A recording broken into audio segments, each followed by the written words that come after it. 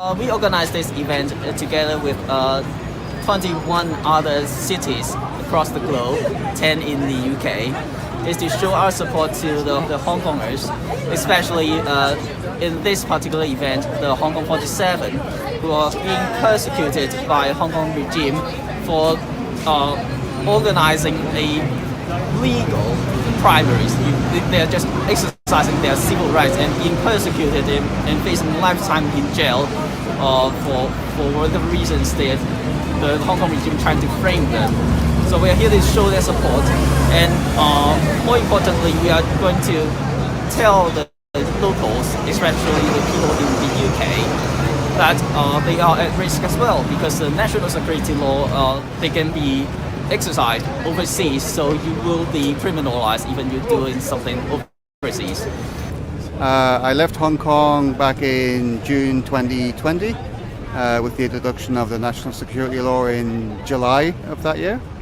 I covered the front lines of the protests of the pro-democracy movement in Hong Kong for several years, from 2014 to 2020 when I left.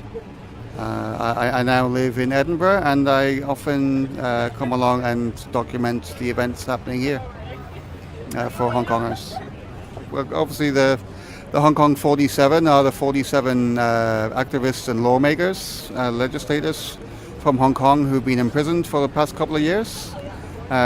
Some did get out on bail for brief times, but most of them have been in prison that entire time. They're now at trial for national security crimes, for having an election, trying to be democratic. In what was promised by Beijing in 1984 was that Hong Kong would become more democratic, which clearly was a lie. If you want democracy, you go to prison in Hong Kong. Yeah. If you say anything that criticizing the Hong Kong government or the Chinese government, which are one and the same these days, you do risk being arrested in Hong Kong. Whether you say that outside of Hong Kong or not doesn't really matter anymore. Like the young student who's been arrested this week in Hong Kong who posted something on Facebook. She was a student in Japan, went back to Hong Kong to renew her ID, as far as I'm aware, and she was arrested for national security crimes yet again. And of course, one other thing about national security law is that it so far has a 100% conviction rate in Hong Kong, which is very similar to mainland China, where there is no law. Yeah, it's just purely rule by law and not rule of law. Rule of law is gone now. What do you want to say to the British government regarding the event today? I'd like them to stop using empty words and actually take some action and actually do something. Stop trying to do business with a vile, corrupt, genocidal regime.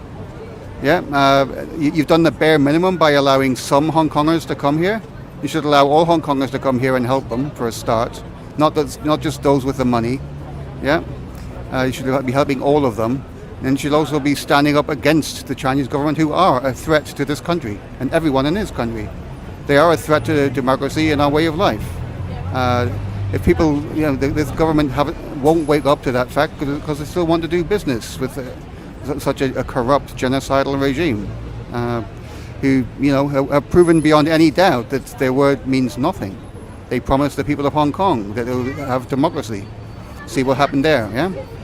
It was a lie.